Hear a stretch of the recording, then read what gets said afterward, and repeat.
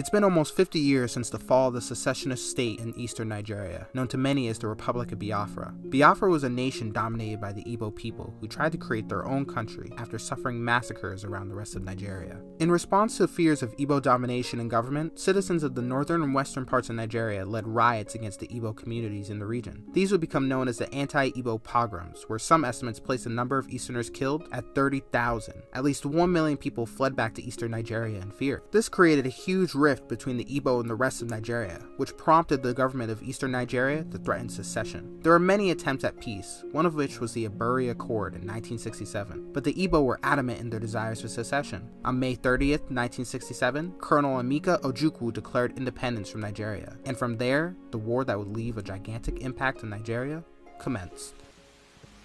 The so-called rising sun of Biafra is set forever. Biafra eventually fell to Nigerian forces, but the wounds from the war still have not healed. Its influence still pervades into Nigerian society today. Despite that though, Nigerians only learn about the subject from their families. Many don't learn about the war in their history classes, but rather from stories from their parents or grandparents that lived through the events. The Nigerian government's lack of desire to approach the topic has led to anger and resentment to fester within Nigerian society, especially among the Igbos or other minority ethnic groups in the southeast. In order for Nigeria to move forward and learn from its past, Nigerians need to be actively learning about the Civil War, rather than pretending it never happened. The desire to pretend the war never happened has led to misinformation about the conflict. Whether they're pro-Biafra or pro-Nigeria, many people are unaware about the nuance and many factors within the war. For instance, Biafra is largely seen as an Igbo-centric war for independence. Many use Igbo and other members of eastern Nigeria interchangeably, despite the fact that 40% of Biafra was full of non-Igbo residents. Eastern Nigeria is full of minority groups that were divided on the war, like the Ija of the Niger Delta region. Minority groups of eastern Nigeria were among the many killed in the pogroms around the country due to them being mistaken as Igbo by northerners and westerners. Despite that though, many didn't want to entirely leave the country like the Igbo. Many simply wanted their own state, which the military leader of Nigeria gave at the beginning of the war. This divided the minority groups from the Igbo and caused distrust between them. Many Biafran soldiers would arrest, loot, and burn down non-Igbo villages in fear that they were working with the Nigerian government against them.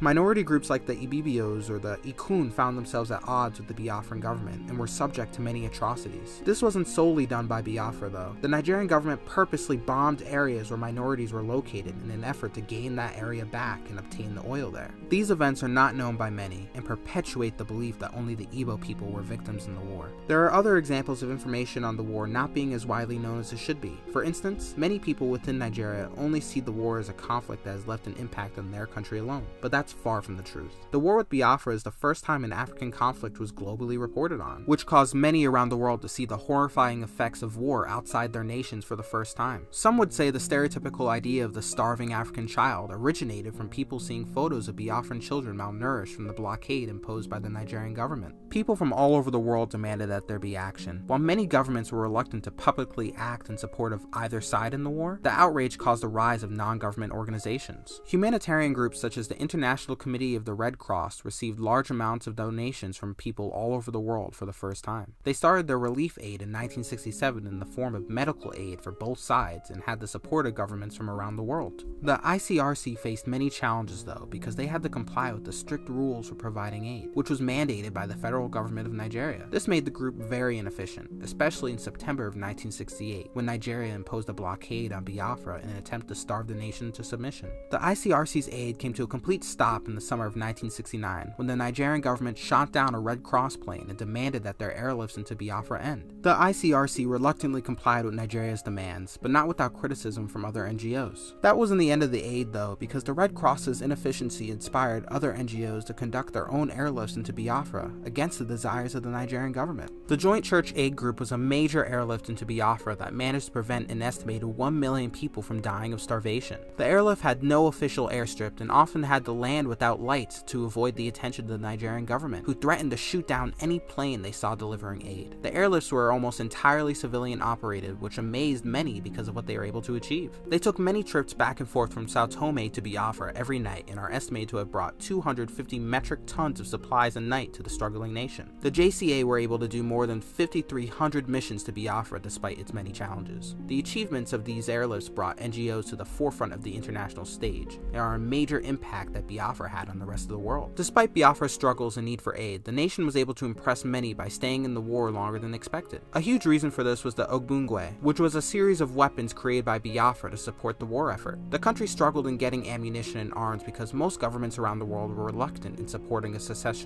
movement. So the Biafran government started the Research and Production Organization, which was made up of university teachers, research scientists, and engineers from all over Biafra. The group created a surface-to-air missile that achieved minimal success in shooting down aircrafts, but its biggest use was against the troops. The weapon was able to wreck the opposition and push the Nigerian troops back, causing the Biafrans to win battles. RAP's weapon innovations were huge contributions to delaying the fall of Biafra, but it wasn't able to save the country. Some suspect that if RAP was able to achieve its full potential, then Biafra would have stood more of a chance of succeeding. But the invasion of Nigerian troops in Biafra's territory forced RAP to move multiple times in the middle of their work. It also suffered from funding issues because the research group was mostly made to complement the importation of arms and ammunition, so the Biafran government didn't invest as much as it could have. Despite all this though, the achievements of the Ogbungwe are a major legacy of the war in Biafra. Civilian life in Biafra is also a poorly understood subject from the Nigerian Civil War. Many think that life in Biafra was a utopia ruined by the Nigerian government, while others think that the nation was plagued with only starvation and death. The reality is that neither are correct. Life in Biafra was diverse and relative to each person. In fact, Biafra attempted to create its own bank during the war with its own currency. At the beginning of the war, Biafra attempted to continue using the Nigerian currency of the time, but to make their wealth useless, Nigeria took the money out of circulation. In response, Biafra created their own notes and attempted to put it into circulation. The country reached a note shortage though, leaving many Biafrans unable to exchange all their money. Gender roles were also heavily affected by the war. While women didn't join the Biafran army due to beliefs on gender and Igbo culture, many women joined local militias in an effort to contribute to the war effort. Women also found themselves taking the jobs that were originally filled by men before the war. Young girls were taught fishing and hunting, while young boys helped their single mothers perform duties traditionally for women. It wasn't completely great for women though, because many found themselves forced to prostitute themselves to survive in the war climate. Many women also faced sexual harassment from soldiers on both sides of the war. Life for families in Biafra changed as well as the use of the extended family resurged. Many Igbo families found themselves relying on their extended families for shelter and food. Many families found themselves becoming closer in an attempt to retain normalcy in the face of the war. Others had to leave their kids with families they had never met in order to keep them safe.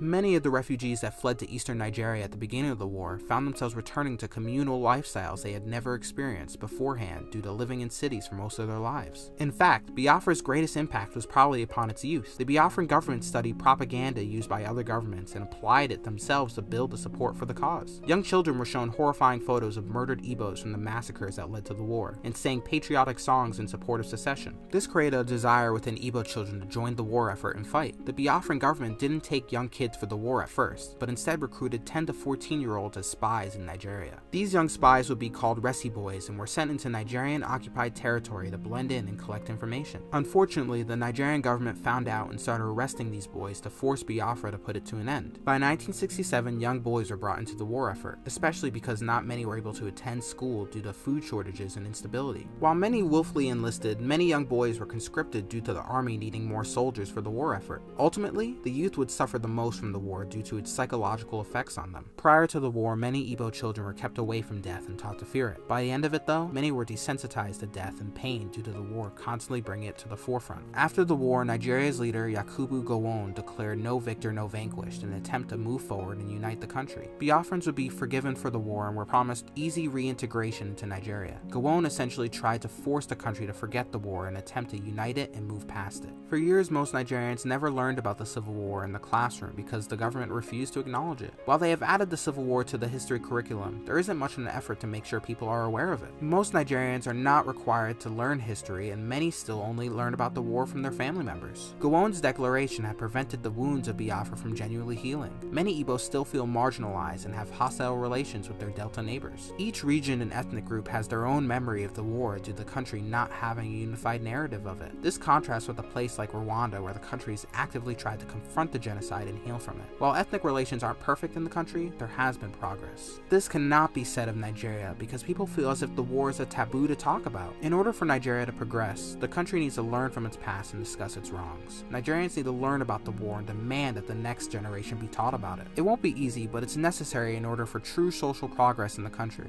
In order for the Republic to genuinely genuinely heal, Nigerians need to acknowledge and confront their past, even if it's painful to discuss, because in the end, ignoring a wound won't make it go away.